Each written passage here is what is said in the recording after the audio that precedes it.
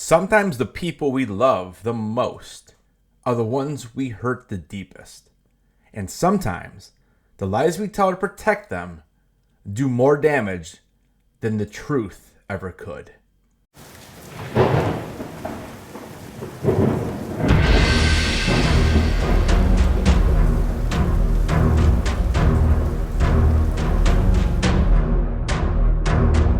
With everything she went through, I thought I was giving her a second chance.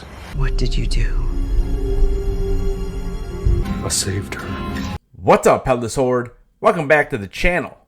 Today we're breaking down The Last of Us, Episode 6, one of the most emotional and layered episodes that we've seen yet. A story that jumps through time, filled with heartache, hope, and hard truths.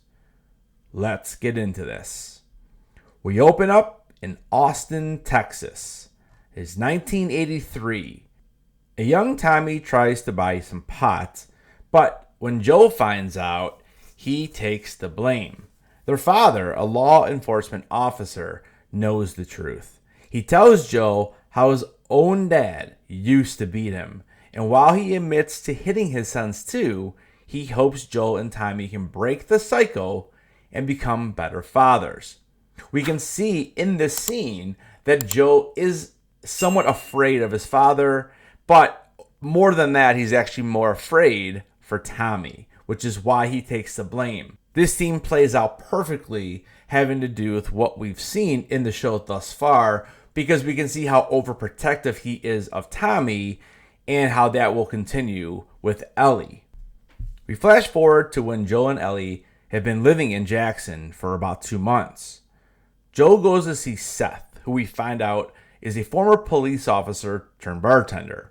Joe takes out a plastic bag full of Lego pieces that he was able to find while searching old homes. They are making a trade because the Lego pieces will be going to Seth's grandchildren, but we do not know what Seth is giving in return. At Joe's house, we see him custom building a guitar that we see Ellie have later in the timeline.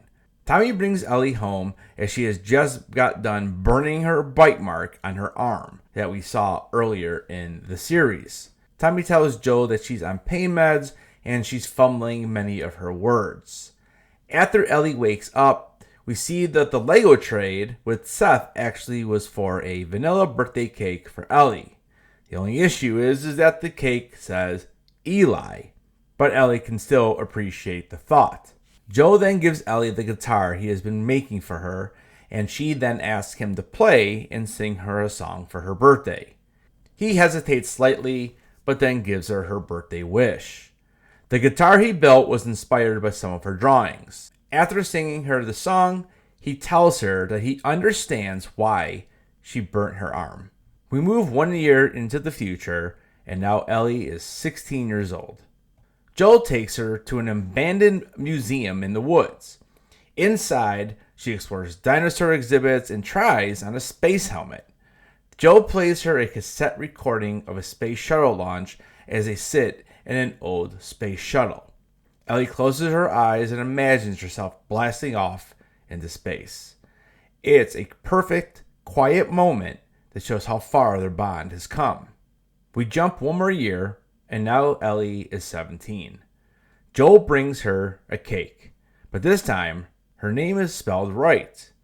Upstairs, Joel finds Ellie with another girl, and she's been doing drugs, and she's also been getting a tattoo over her old bite mark. Joe questions Ellie about her relationship with this other girl.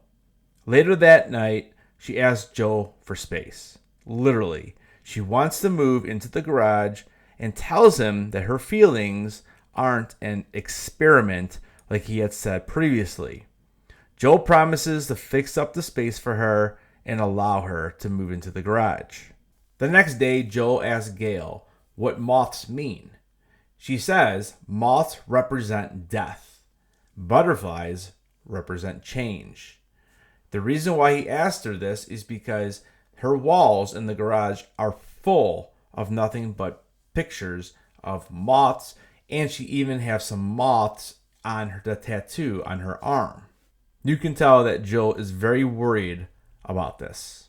We now jump forward 2 years. Ellie is older and more distant. As she sits in her garage, she's going over different types of questions, and you can tell that these are meant for Joel. These are questions about what actually happened at the hospital all those years ago. Joel comes down and gives her the good news that today will be her first day on patrol.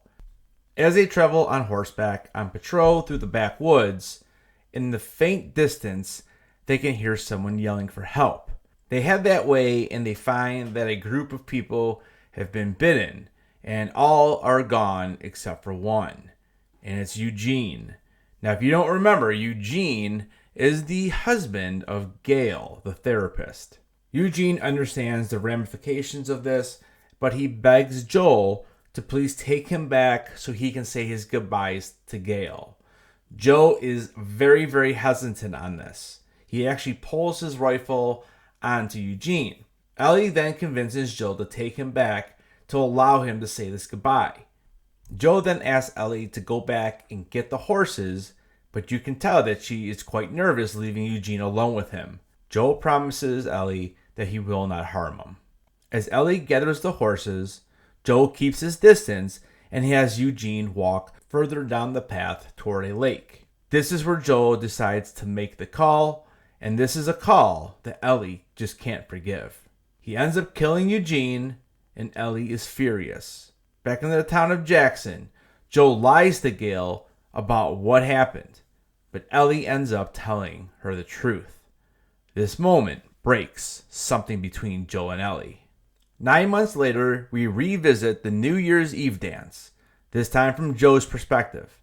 The fight with Seth, Ellie walking away, but now Ellie returns. They talk about the kiss with Dina, and then Ellie brings it up. The hospital, her final chance for answers. She asks him everything. Ellie begins to break down Joe's walls with all the questions. Eventually, he admits the truth. He admits that nobody else there was immune. He also admits that he did end up saving her life and prevented her from giving up her own life for a cure. He says he'd do it all over again because he loves her. And then he repeats the same line his father once said to him. If you ever have a kid, try to do a little better than me. Ellie replies, I don't think I can forgive you, but I like to try. In the final scene, we jump forward. It's pouring. Ellie walks alone down a dark street. She's just killed Nora, covered in blood, soaked in rain. She's not the same girl Joe sang to in Jackson. And we're left wondering, who is she now? Overall, I thought this was another great episode for season 2. I love the fact that we got to get a little more of the backstory. I love seeing the first episode in Joe's perspective. Guys, let me know what you thought about the episode down in the comments. I will give this one a solid 8 out of 10. Thank you so much for watching this video. Don't forget to keep those heads on, and I will see you guys in the next video.